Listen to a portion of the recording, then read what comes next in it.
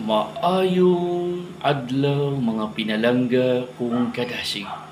Niya napud kita ni nga tong tulumanon pagkaon sa kalag. Di ng kasulatan nagingon sa Mateo Kapitulo 4 versikulo 4. Si Jesus mitubag ang tao dili mabuhi sa pad lamang, kundili sa matagpulong nga sulti sa Dios.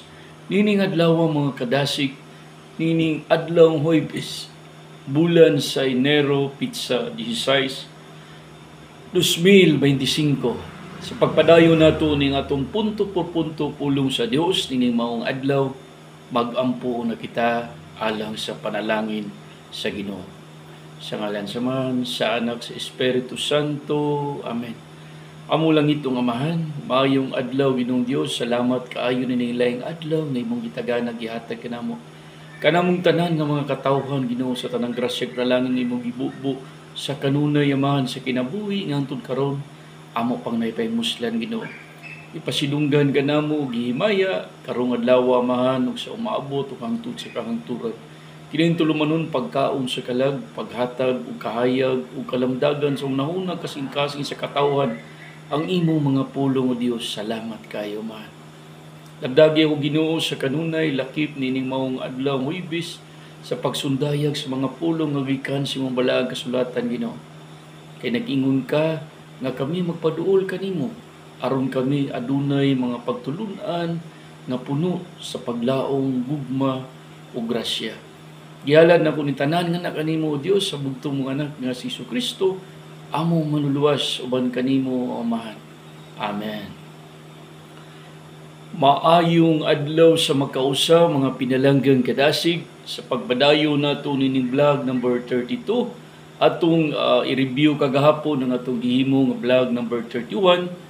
Ang gibasa nato sa karaang tugon Ecclesiastes Kapitulo 12 versikulo 13. Ang tanang butang natuma na o nadungog na, kahadluki ang Dios ug bantahi ang iyang mga sugo, kay mao kini ang tulumanon nga dako kanatong mga tao. So karong adlaw mga pinalanggang kadasig, atong batahon ang bag-ong tugon nga sa basahon ni Santiago or James Kapitulo 4 versikulo 7 nga naigon, managpasakop kamo sa Dios apan sukli ninyo ang yawa, kay siya mukaligiw gikan kaninyo. O mga pinalanggang kadasig nining adlaw Huwebes sa gibasa nato karon nining basahon ni Santiago or James chapter 4 verse 7, Kapitulo 4 versikulo 7. Magpatalinggo kamo sa Dios apan sukli ninyo ang yawa, kay siya mukaligiw gikan kaninyo. Magpatalingog o managsakop kamo sa Dios. So niya na mga pinalanggang kadasig, kita mga anak na Kristohanon, ngunit tanang mga pamalaod, gisaysay o nakabutang na sa balaang kasulatan. Mga pamalaod nga sa tawhanon nga kinaiya kung ato ganin ang hisgutan, matando gayud ang atong mga garbo. Labi na kung atong mga pamalaod wala masubay sa kabubuton sa Ginoo. Mao ni mga pinalanggang kadasig nining gibasa nato karon sa Santiago Kapitulo 4 versikulo 7 nga managsakop kamo sa Dios apan sukli niyo ang yawa, kay siya mukaligiw gikan kaninyo. Kini nga mga pahimangno nga mga pulong ilati dato sa atong kinabuhi. Kung gani kita na atas Kristohanon, sumugon gyud ta sige sa panuway. Magsigi na siya hansa kung unsa mga butang nga mga ngilad nga makapaguba sa puko sa tao sa relasyon sa Ginoo. Apan nagpahimangno ang basahon ni Santiago, kining basahon ni James o Santiago puno sa kaalam. Kaalam nga mga pagtulunan nga may pangmahimangno kanato nga mga katawhan. Mga katawhanon nga anak ni Kristo, anak sa tong langit nga Amahan, nga dili makawang ang paglansang ni Jesucristo. Siya gilansang sa krus ang bugtong anak, tungod og alang kanatong mga katawhan hangtod karon 2025 mga pinalanggang kadasig. Mao ni suklan nato ang yawa kay sa pagsukol nato sa mga kinaiya nga dautan nga musulsol sa atong hunahuna, ang yawa mukaligiw gikan kaninyo. Kay nga atong kaugalingon puno naman sa gugma. Puno sa gugma, puno sa paglaom. Gani kung masinati nimo mga pinalanggang kadasig, kung aduna kay tan-awon nga mga masulubon o mga inspiration nga mga video, mutuo gid ang imong luha, gumikan kay puno ka sa gugma. Iya ta sa Dios, anak ta sa Ginoo. Sa mapananglit kaganina, gatanaw ko ganang Facebook sa salida ni Jessica Soho. So daghan ang mga natabangan ni Ma'am Jessica Soho, shout out kanimo diha. Mga mga kaigsuonan nga bulanon, ini nga mga batan-una, mga gitarist ni Dris Tagbilaran o sa Luna. Gani kini mga batan-una na suki na nako pulisturon. So ni Dong GR o ni Dong Jundel, shout out ninyong duha nga magsuon uban sa inyong mga pinalanggang ginikanan. So na-publish ni sila sa Jessica Soho. Natandog ko kay nakita po na ko ni mga bata nga unsa sila ka matinud-anon. Niya na mga pinalanggang kadasig, dili babag ang kalisod sa tao. Kini nga mga batan-una na ay mga pagsulay na po sila kinabuhi, nasunog ang ilang balay. Ang ila raging talento, ila raging gi-share sa ilang isig katao. Mo ni sa grasya sa Ginoo mo nang makaingon ka nga ang Ginoo wala matulog. Nagtan-aw sa mga tao nga naningkamot, pagpuyo, pagkamataro. Kaninyo diha Dong Jundel, Dong GR, padayon sa inyong pagkabuutan ng mga bata. Karong itagaan mo grasya sa Ginoo, ang pingi ninyo na. Inaot pa nga palambo ninyo iyong talento. Mao ni karon nga kung makita ninyo na pinalang kadasig na sa Jessica Soho, makita niyo ang full story nila, indot kaayo alang sa mga kabatan-unan karon. Nga din ang mga kabatan-unan karon, grabe na ka dali mailad sa panuhay. Addiction sa Mobile Legends, tanan nga mga gadget, mo nang luoy ang ilang kaugmaon. Mo nang hinaot paunta nga maskin kita nga mga ginikanan mahimot ang modelo kanila. Masig gani kita sa itong pagkatao, masayop man gani ta. Makita po na sa itong mga kabatan-unan. Unsa ra bay sayop nato nga ginagmay, mapasa ra binas tao. Kaya ang kinabuhi gud sa tawhan nga kinaiya, tan-aw lamang ang sayop. Dili ang imong pagkamatarong nga tao.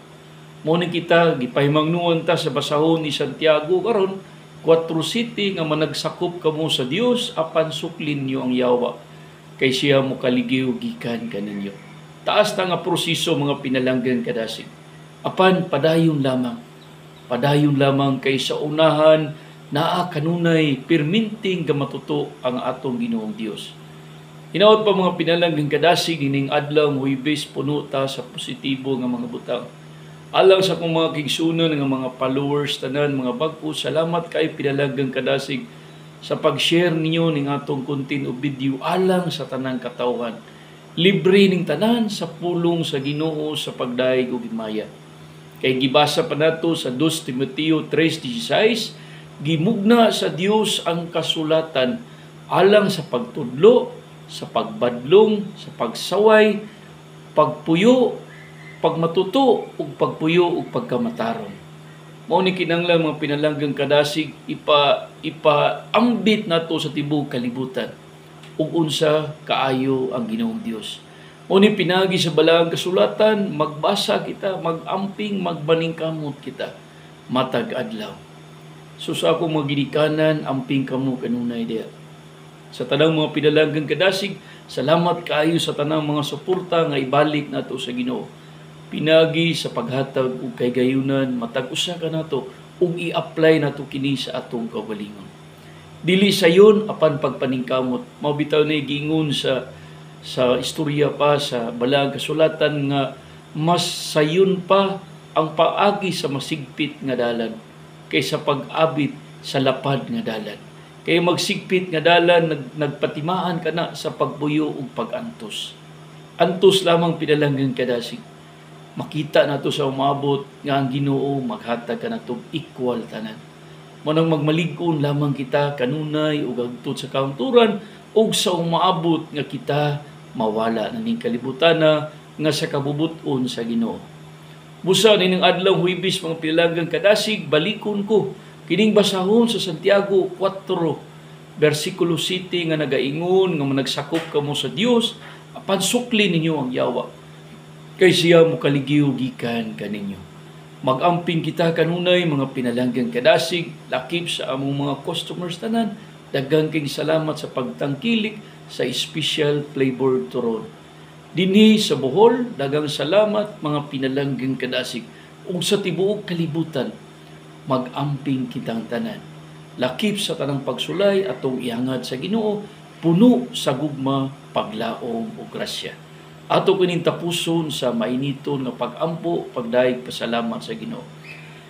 Ulag itong amahan, salamat Ginoo sa imong gugma, walay katapusan, walay kondisyon sa pagpalahom nimo kanunay ning pulong Ginoo. Ikaw ang among kusog sa tanang grasya panalangin.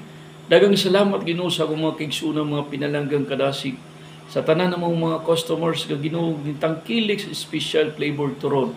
Diya sa panagiya sa Pitron operation Ginoo, salamat kanilang tanan ni Atty. Lascuña, ni Dr. Ido diha sa mga vet sa tag-iya po diha sa Pitron gasoline station, ang mga staff Ginoo and everything Lord sa ilang mga pag-accommodate sa tanang customers. Salamat Ginoo sa iyong gugma nga walay katapusan ug ihalad kanimo tanan ng mga buluhaton karon, mga pinalanggang kadasig, kaigsuunan, tanang kabatanunan Ginoo, mga kabatanunan, matag ginikanan, pamilya, and everything Lord, sa mga tao na wadag paglaom. Diha kanimo mahan sa bugtong anak nga si Jesucristo, among maduluwas nga buhi nga Dios hangtod sa kahangturan. Amen. Glory be to the Father, to the Son, and to the Holy Spirit, and it was in the beginning, is now, and ever shall be, world without end. Amen. In the name of the Father, the Son, the Holy Spirit. Amen. O kita moingon mga pinalanggang kadasig, pagadaygo na to ang Ginoo hangtod sa kahangturan.